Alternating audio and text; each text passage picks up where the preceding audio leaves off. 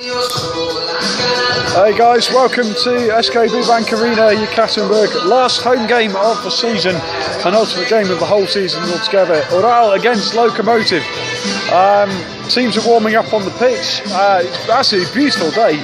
Sun's been shining for about the last 2 hours in Yekaterinburg. Now, the weekend it was tipping it down with rain, hailstones, sunshine. It couldn't make its mind up. But I honestly think today will be really perfect conditions for football. Not too hot, nice and clear. And the pitch itself, well, it's had a season's wear, so it might cut up a bit. But there isn't a lot of rainfall to make it even worse. So, guys, team news is in.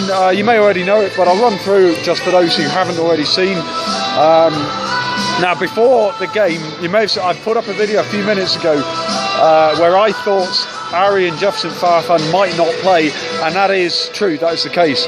In fact, neither of them are even on the subs bench, so neither of them have travelled to Yekaterinburg. Probably sensible in the aftermath of that Russian Cup final, where both of them were involved alongside Artyom Fidler and Edgar Manicharian in quite horrific violence, punching and kicking each other.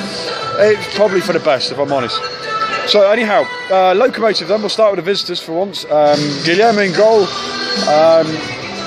Defence, Nemanja Pejcinovic, Solomon Kvekvelia, Taras Mikhailik as the three centre-backs. Then in midfield, we've got Dmitry Tarasov, Manuel Fernandes, both Miranchuk brothers, Anton and Alexei, starting together. So Alexei I expect to be behind the front man, Anton probably in the midfield slightly more conventionally.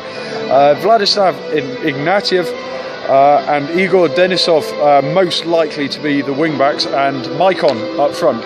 So like I say, no Ari or Jefferson Farfan, not unsurprisingly.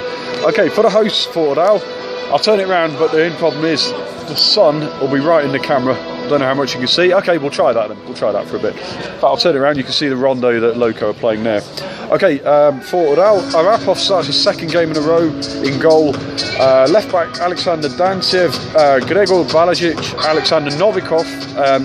Of course, Jamal Tabidze picked up a little injury, pardon me, at the weekend, so he's out. And Denis Kulikov, the back four. In midfield, Roman Yemelyanov, Eric Bikfalvi, Alexander Pavlenko in the middle, Nikolai Dimitrov on one wing, Edgar Manicharian either behind the front man or alongside him, and then Vladimir Ilyin as the striker. So those are the lineups. There is no Artyom Fidler. He is still slightly carrying an injury. He did play 45 minutes at the weekend. And no Sambalunga in the starting lineup either. I'm slightly surprised to see him not starting for the second game in a row, but again, the thinking might be his pace and energy might provide a late spark if needed in the game. So that's the starting lineups for you. There's not really anybody in the ground yet still. We're only about 20 minutes before kickoff. Lokomotiv over my shoulder. Hold on, let's get the angle right. Over that shoulder, you're going to see in the corner there's about 20-30 of them, and that's just fairly standard in Yekaterinburg at the SKB Bank Arena. Fans are very, very late arriving, and there aren't many of them at that. I'm surprised, really. Last home game of the season, a lot riding on it for Ural. Karelia have just finished their game against Tom Tomsk. They won that game, which puts them only 2 points behind Ural. So if Ural lose this game, then they really could be dragged into the relegation playoff zone if results go against them. And that's even discounting Orenburg and Arsenal. They may both win today. Unlikely that they both will. Anyhow, so a lot riding on it for Ural. Lovely summer's evening. Last home game until July, late July. Of course, there'll be a lot of games crammed in. Next year being the World Cup, the fixtures will have to finish earlier than usual. Anyhow, so that's the pre-match. My pre-match prediction, I think Ural are going to win this one. Having seen the team sheet, I think so even more. Simply because they don't have Ari in their starting lineup, and I think he's a very, very dangerous player for obvious reasons, not for the physical reasons that Artyom Fidler experienced in Sochi a couple of weeks ago.